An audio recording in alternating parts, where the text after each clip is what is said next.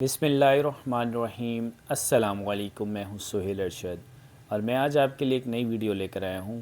और ये video credit card के हवाले से है कि कौन कौन क्रेडिट कार्ड को अप्लाई कर सकता है, किसको क्रेडिट कार्ड मिलेगा, किसको नहीं मिलेगा, और इसका तरीक़ेकार क्या है और इसका पूरा मेकनिज़म क्या होता है, क्रेडिट कार्ड का पूरा फंक्शन क्या है, क्यों क्रेडिट कार्ड बनाया गया।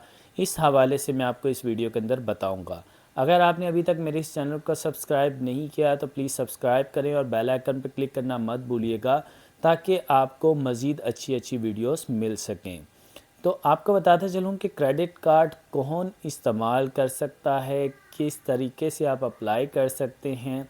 तो सबसे पहले तो मैं एक क्रेडिट कार्ड के हवाले से वीडियो बना चुका हूं, मेरे इस चैनल पर वो वीडियो मौजूद है, आप उसको भी देख सकते हैं। तो जिसके अंदर मैंने आपको ये बताया है कि क्रेडिट कार्ड अप्लाई करने के लिए आप अगर सैलरी पर्सन हैं तो फिर आपकी 3 सैलरी स्लिप चाहिए होती हैं, जो कि 50,000 से अगर आपकी सैलरी ज़्यादा है तो ही आप एलिजिबल हो सकते हैं क्रेडिट कार्ड के लिए। अगर तो आप बिज़नेसमैन हैं तो आपकी स्टेटमेंट ज़्यादा होनी चाहिए, स्टेटमेंट अच्छी होनी चाहिए। जितनी स्टेटमेंट आपकी स्ट्रॉन्ग होगी उतनी अच्छी लिमिट आपको बैंक से मिल सकेगी, वो साल की स्टेटमेंट आप बैंक को प्रोवाइड करेंगे। मज़ीद इसके लिए आपको बताता चलूँ कि जब आप क्रेडिट कार्ड के लिए अप्लाई करते हैं तो अप्लाई करने के बाद आपको एक वेरिफिकेशन कॉल आती है, जिसके अंदर आपसे पूछा जाता है कि आपने क्रेडिट कार्ड के लिए अप्लाई किया था। वो वेरिफिकेशन कॉल क्यों होती है? वो वेरिफिकेशन कॉल जो है वो इसलिए की जाती है क्योंकि उससे ये कन्फर्म होता है कि जो कस्टमर है उसने ख़ुद ही इस कार्ड के लिए अप्लाई किया है, हमारे किसी नुमाइंदे ने ख़ुद इनके कार्ड की एप्लीकेशन को साइन करके हमें सबमिट नहीं किया। तो डिपार्टमेंट का एक दूसरे डिपार्टमेंट पर चेक होता है, चेक एंड बैलेंस रखा होता है, जिस वजह से वो ये पूरा एक मेकनिज़म उन्होंने बनाया होता है। तो जब आपको वेरिफिकेशन कॉल आती है फिर आपसे वो तमाम तर इन्फॉर्मेशंस पूछते हैं, आप उनको एग्री करते हैं जी बिल्कुल हमने कार्ड के लिए अप्लाई किया है। फिर उसके बाद आपकी जब एप्लीकेशन फ़िल हो रही होती है तो उसके ऊपर आपसे 2 रेफरेंस पूछे जाते हैं। तो आपसे बताना चाहूँगा कि रेफरेंस वो दें जो आपके दोस्त हैं, आपके कोलीग हैं, जो आपको जानते हैं, उनका ही रेफरेंस उसके अंदर ऐड करें, उनका मोबाइल नंबर लिखें, क्योंकि डिपार्टमेंट की तरफ से उनको भी कॉल आती है और उनसे पूछा जाता है कि क्या आप इनको जानते हैं। फिर वो अगर इसके ऊपर बताते हैं जी बिल्कुल हम जानते हैं, तो फिर उनसे टाइम पीरियड भी पूछा जाता है कि कितने टाइम से आप इनको जानते हैं, ये क्या करते हैं।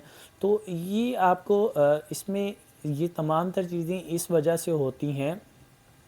अगर कोई ऑर्गेनाइजेशन आपको लोन दे रही है, कोई ऑर्गेनाइजेशन आपको क्रेडिट कार्ड प्रोवाइड कर रही है जिसके अंदर बैंक की अपनी अमाउंट होती है जो आप इस्तेमाल करते हैं, तो उसके लिए वो पूरी वेरिफिकेशन करते हैं कि क्या हमें ये अमाउंट बाद में वापस भी मिल सकेगी कि नहीं। अगर ये कोई इस्तेमाल कर रहा है तो इस्तेमाल करके हमें ये पैसे वापस भी करेगा कि नहीं। तो इस वजह से ये तमाम तर इन्वेस्टिगेशन होती हैं। तो फिर उनका जो लास्ट स्टेप होता है वो ये होता है कि वो अगर तो आपका बिज़नेस पॉइंट है तो आपके बिज़नेस पॉइंट पर एक वेरिफिकेशन लड़का आपके उधर इस बिज़नेस पॉइंट पर आता है, आपकी शॉप चेक करता है, उसमें देखता है कि आपकी शॉप है और आपके इर्द गिर्द लोगों से पूछता है कि कब से ये यहाँ पर काम कर रहे हैं। फिर आपकी शॉप की कुछ पिक्चर्स ली जाती हैं वेरिफिकेशन के लिए। तो अगर आप सैलरी पर्सन हैं तो फिर जो आपने एड्रेस वहाँ पर दिया होता है वहाँ पर आते हैं और वहाँ पर आकर आपके घर की कुछ पिक्चर्स ली जाती हैं, आपके कुछ हमसायों के नाम लिखे जाते हैं, फिर उनसे कुछ पूछा जाता है कि क्या ये यहीं पर रह रहे हैं। तो ये तमाम तर जो वेरिफिकेशंस हैं वो सिर्फ इसीलिए है कि कोई फ्रॉड ना हो जाए और कोई फ्रॉड के लिए हमारे कार्ड को इस्तेमाल ना करे। तो बैंक अपने आप को सेफ़ रखने के लिए, आपको सेफ़ रखने के लिए तमाम तर ये जो स्टेप्स है वो करते हैं और आपसे इस तरीके से वेरिफिकेशन करके आपको एक कार्ड अप्लाई करवाते हैं। तो जब आपकी तमाम तर वेरिफिकेशन जो है वो कंप्लीट हो जाती हैं तो फिर उसके बाद आपको जो बैंक है वो क्रेडिट कार्ड का एक नया अकाउंट अपने पास जनरेट करता है, जिसमें उसने वो क्रेडिट लिमिट देनी होती है और फिर आप इस्तेमाल करते हैं। इस्तेमाल करने के बाद आपका जो क्रेडिट कार्ड है वही एक अकाउंट नंबर होता है, उसके अंदर ही आपने डिपॉज़िट को जमा करवाना होता है।